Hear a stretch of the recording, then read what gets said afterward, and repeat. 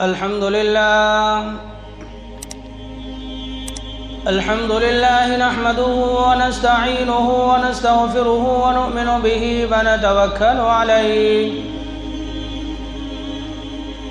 ونعوذ بالله من شرور أنفسنا ومن سيئات أعمالنا من يهده الله فلا مضل له ومن يضلله فلا هادي له ونشهد أن لا إله إلا الله وحده لا شريك له ونشهد أن سيدنا ومولانا محمدًا عبده ورسوله أما بعد قال الله تعالى في القرآن المجيد والفرقان الحميد أعوذ بالله من الشيطان الرجيم بسم الله الرحمن الرحيم ولا تهنوا ولا تحزنوا وأنتم الأعلون إن كنتم مؤمنين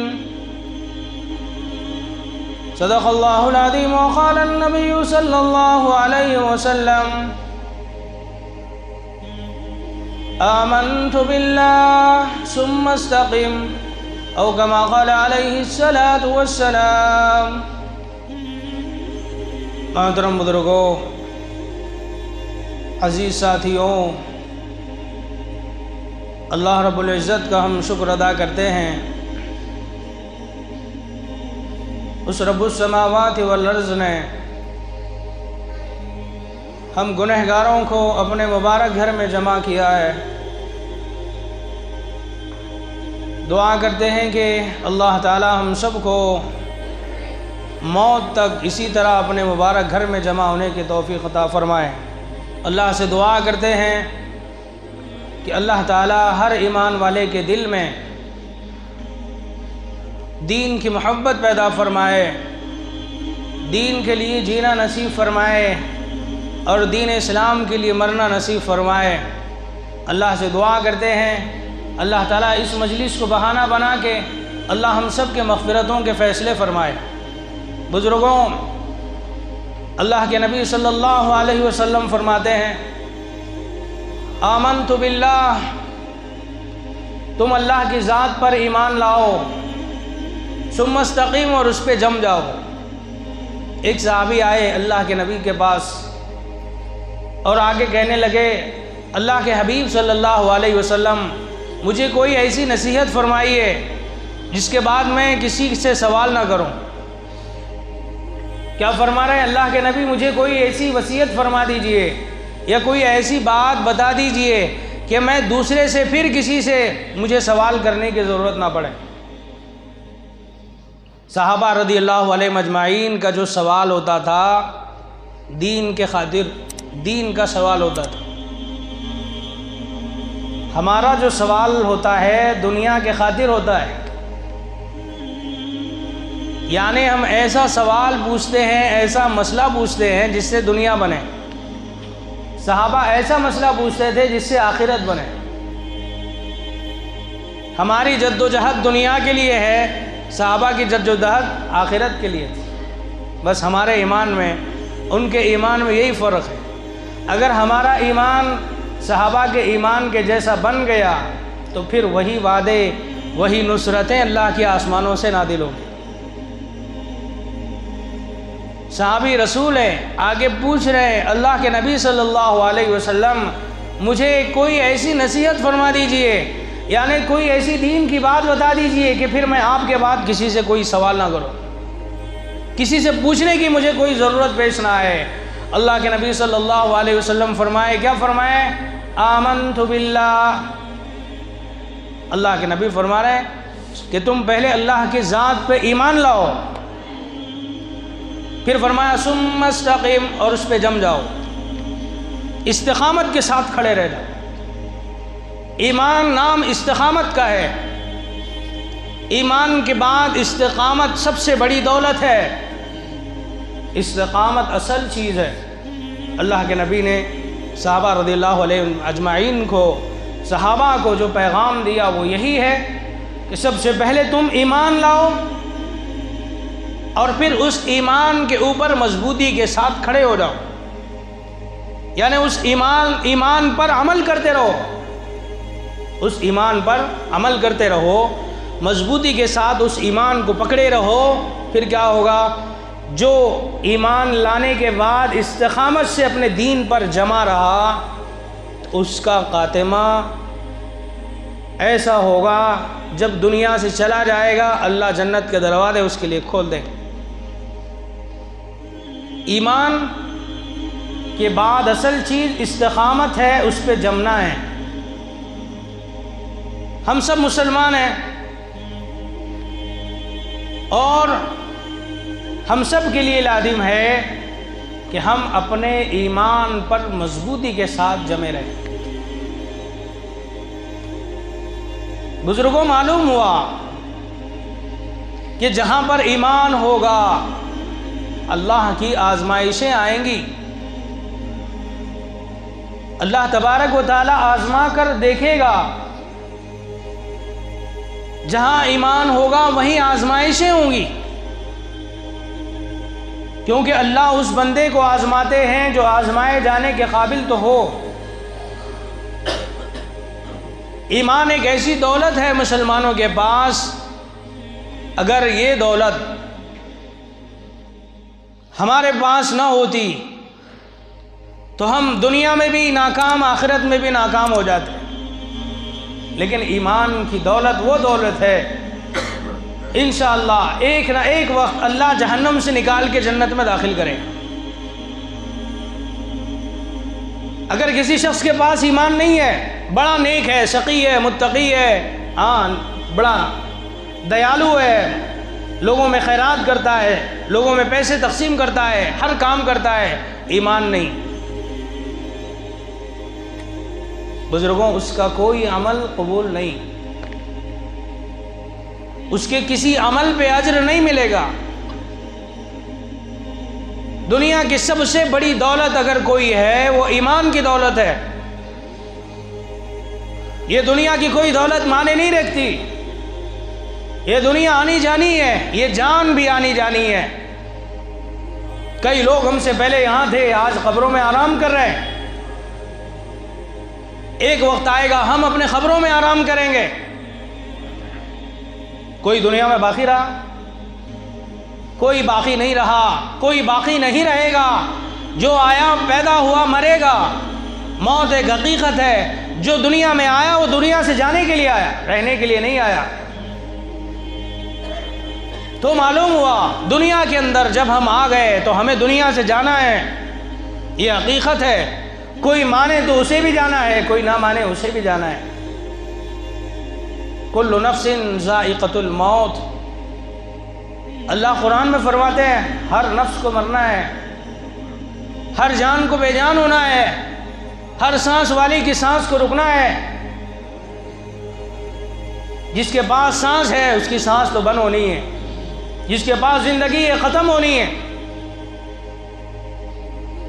تو بزرگوں، اس فانی دنیا میں، اس فانی زندگی میں کوئی چیز اگر ہے کہ انسان جس پر خوش ہو، انسان جس پر محنت کرے، انسان جسے دیکھ کر اللہ کا شکر ادا کرے، اس روئے زمین پر وہ چیز ایمان ہے، مسلمان کا ایمان ہے۔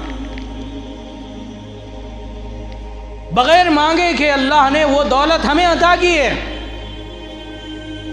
یہ نہ ملتی، سب مل جاتا۔ دنیا کی کروڑوں روپے کی نعمتیں، دولتیں اللہ تمہیں دے دیتا، ایمان نہیں دیتا، ہم ناکام ہو جاتے۔ ایمان اس دنیا کی چابی ہے، اس جنت کی چابی ہے جہاں ہمیں رہنا ہے، جہاں کبھی موت نہیں، جہاں کبھی پریشانی نہیں، جہاں کبھی بڑھاپا نہیں، کبھی کوئی پریشانی نہیں، کبھی کوئی تکلیف نہیں۔ اللہ ایسی جنت بنائے جہاں تک دیکھے گا تیری دنیا، تیری جنت تجھے نظر آئے گی۔ یہ انعامات جو اللہ نے بنائے، یہ جنت جو اللہ نے سجائی، کس کے لیے سجائی؟ ایمان والے کے لیے سجائی۔ ایمان والے میں کیا ہے جس کی وجہ سے اسے جنت ملے گی؟ ایمان والے کے اندر ایمان ہے جس کی وجہ سے اسے جنت ملے گی۔ تو معلوم ہوا ایمان کی دولت وہ دولت ہے، ساری دنیا کی دولت اگر ایک طرف رکھ کے کسی ایمان والے کی ایمان کو ایک طرف رکھ دیا جائے تو ایمان اس کا بھاری ہوگا۔ مسلمان ہے لیکن احساس کم تری کا شکار ہے، کیا ہے ہمارے پاس، کیا ہے ہمارے پاس، کیا ہے، ہم غریب ہیں، ہم ایسے ہیں، ہم ویسے ہیں۔ نہیں، اللہ کی نعمتوں کا شکر کرو۔ جس کے پاس دنیا ہے وہ امیر نہیں، جس کے پاس دولتوں کے خزانے ہیں وہ امیر نہیں، جس کے پاس مال و دولت کے انبار ہیں وہ امیر نہیں، جس کے پاس ایمان ہے وہ دنیا کا سب سے بلند و بالا، دنیا کا سب سے امیر انسان وہ ہے جس کے پاس ایمان ہے۔ مسلمان ہے، ایمان والا ہے، دنیا کم ملنے پہ رو رہا ہے، نہیں ملنے پہ رو رہا ہے، اس کو زیادہ مل رہی، مجھے کم مل رہی، اس پہ رو رہا ہے۔ رے بھائی کبھی غور کر اپنے ایمان پہ، بغیر مانگے کہ وہ دولت اللہ نے ہمیں عطا فرمائی ہے، کہ اگر ساری دنیا مل جاتی ایمان نہیں ملتا ہم ناکام ہو جاتے۔ تو بات سمجھ میں آ گئی؟ اللہ کے نبی صلی اللہ علیہ وسلم کیا فرما رہے ہیں؟ تم ایمان لاؤ اللہ پر۔ اس کے بعد دوسری چیز فرمائی، تم اس ایمان پر جم جاؤ، اس ایمان پر جم جاؤ۔ ایمان تو ملا، مسلمان ہیں، دوسری چیز کیا ہے؟ اب اس ایمان پہ استقامت ہے، اللہ کے وعدوں پر یقین کرتے ہوئے، اس ایمان کا شکر ادا کرتے ہوئے، یہ جو دولت اللہ نے دی ہے ہمیں ایمان کی، اس ایمان کی دولت پہ روزانہ 100 مرتبہ اللہ کا شکر ادا کرو۔ یہ شکر گزاری کی زندگی لے کر اپنے ایمان پہ جم جاؤ۔ کیا وجہ ہے؟ آج ساری دنیا ایمان والے کو دیکھتی ہے، مجھے اس کا احساس نہیں، تجھے اس کا احساس نہیں، وہ کوئی اور دولت نہیں، وہ ایمان کی دولت ہے۔ بزرگوں، اللہ کے نبی فرماتے ہیں اپنے ایمان پر استقامت کے ساتھ کھڑے رہو، ایمان کی بنیاد پر ہی تمہیں جنت ملے گی۔ تو جہاں ایمان ہوگا وہاں دوسری چیز اللہ کی آئے گی، آزمائش۔ جہاں ایمان ہوگا وہاں آزمائش ہوگی، جہاں ایمان نہیں وہاں آزمائش نہیں۔ کھاؤ پیو۔ بہت ساروں کا اعتراض ہے، ہم ایمان والے ہیں، اللہ کے ماننے والے ہیں، نمازی ہیں، رکوع کرنے والے ہیں، سجدہ کرنے والے ہیں، پھر بھی ہم پر حالت آ رہی ہے، پھر بھی ہم پر پریشانیاں آ رہی ہیں، پھر بھی اللہ تبارک و تعالیٰ کی طرف سے ہم پر پریشانیاں آ رہی ہیں۔ کیا وجہ ہے؟ یہ نادان انسان مسلمان آج تک یہ نہیں سمجھا، جہاں پر ایمان ہوگا وہیں پہ آزمائش ہوگی، جہاں پر ایمان ہوگا وہیں اللہ دیکھے گا آزما کے اس کے پاس کیا ہے، یہ اپنے وعدوں میں سچا ہے یا جھوٹا ہے، یہ لا الہ الا اللہ محمد رسول اللہ کا پڑھنے والا ہے لیکن یہ اپنی قول میں سچا ہے یا جھوٹا ہے۔ یہ مسلمان ہے، ایمان کے دعوے کرتا ہے، ایمان پر عمل کرتا ہے، نمازی ہے، پرہیزگار ہے، نیک ہے، اللہ سے ڈرنے والا ہے، خوف خدا اس کے دل میں ہے، اللہ اسی کو آزما کے دیکھے گا، اسی کو آزمایا جائے گا۔ جس کے پاس کچھ نہیں ہے، ایسا درخت ہے جس پہ پھل نہیں ہے، پتھر نہیں آئیں گے، پتھر نہیں مارے جائیں گے، اسی درخت پہ پتھر مارے جائیں گے جس کے پاس پھل ہوتا ہے، جس کے پاس ایمان ہوتا ہے اسی کو آزمایا جائے گا، جس کے پاس ایمان نہیں ہوگا نہیں آزمایا جائے گا۔ اور یہ آزمائش اللہ کی طرف سے ہوتی ہے، آزمائش اللہ کی طرف سے آتی ہے، اللہ ہی آزما کے دیکھتا ہے یہ اپنے وعدے میں کتنا سچا ہے، یہ اپنے وعدے میں کتنا جھوٹا ہے۔ جو آزمائشوں کے بعد اپنے ایمان پہ اللہ سے راضی رہا، آزمائش کہاں سے آتی؟ اللہ کی طرف سے آتی۔ اور آزمائشوں میں اللہ کے نبی نے ہمیں کیا سبق دیا؟ استقامت کا سبق دیا ہے۔ آمنت باللہ ثم استقم، ایمان لاؤ اللہ پہ اور استقامت کے ساتھ دین پہ جمے رہو۔ جس نے اللہ کی آزمائش کے بعد استقامت اختیار کیا، اللہ کی آزمائشوں پر صبر کیا، استقامت کے ساتھ اپنے دین پر جمع رہا، پھر اللہ کا اس شخص کے لیے وعدہ ہے، وہ شخص دنیا سے رخصت ہوگا، سیدھا جنت میں داخل ہوگا۔ اور جس پر حالت آئی، جس پر پریشانی آئی، اللہ نے جسے آزمایا، آزمائے جانے کے بعد اگر کسی کا ایمان ڈگمگا گیا، کوئی ایسا بندہ جو نیک ہے، متقی ہے، اللہ کی طرف سے آزمائش آ گئی، اور آزمائش آنے کے بعد اگر وہ اللہ سے ناراض ہو گیا، اللہ سے ناراض ہو گیا، آزمائش آئی، اللہ سے ناراض ہو گیا، اللہ تعالیٰ اس کا اپنا تعلق ختم کر دے۔ تو میرے بھائیوں، آزمائشیں آتی ہیں ایمان والوں پر، کبھی مال میں کمی کر کے اللہ آزمائے گا، کبھی عزت کے ذریعے سے اللہ آزمائے گا، کبھی ذلت کے ذریعے سے اللہ آزمائے گا، کبھی بھوک کی تنگی کر کے اللہ آزمائے گا، کبھی اولاد دے کے آزمائے گا، کبھی اولاد نہ دے کر آزمائے گا، اللہ کبھی اولاد چھین کے آزمائے گا، کبھی مال دے کے آزمائے گا، کبھی مال چھین کے آزمائے گا۔ وہ مالک ہے، اسے اختیار ہے، وہ جس طریقے سے آزمانا چاہے ایمان والے کو آزمائے گا۔ لیکن ایمان والے کے لیے اللہ کے نبی صلی اللہ علیہ وسلم نے پیغام دیا کہ تم اپنے ایمان پر جب اللہ کی طرف سے آزمائش آئی، تم استقامت کے ساتھ اپنے دین پر مضبوطی کے ساتھ جمے رہو۔ ایسا نہ ہونے پائے کہ اللہ کی طرف سے آزمائش آ گئی، تم اللہ سے ناراض ہو گئے۔ تم اللہ سے ناراض ہو جاؤ گے تو اللہ تعالیٰ اپنا تعلق تم سے ختم کر دیں گے، یعنی اللہ بھی تم سے ناراض ہو جائے۔ تو معلوم ہوا بزرگوں، جہاں پہ ایمان ہوتا ہے وہیں آزمائش ہوتی ہے۔ جہاں ایمان والے ہوں گے انہی پر آزمائشیں آئیں گی، انہی پر حالتیں آئیں گی، اللہ انہی کو آزما کر دیکھے گا۔ اور جس کے پاس ایمان ہی نہیں، اس پہ کیسی آزمائش؟ اسی لیے اللہ کے نبی صلی اللہ علیہ وسلم فرماتے ہیں، دنیا مسلمان کے لیے قید خانہ ہے، یہ ہمارے لیے جنت نہیں ہے، یہ ہمارے لیے قید خانہ ہے، یہ دنیا ہمارے لیے قید خانہ ہے، یہ قیدی کی طرح ہمیں یہاں زندگی گزارنی ہے۔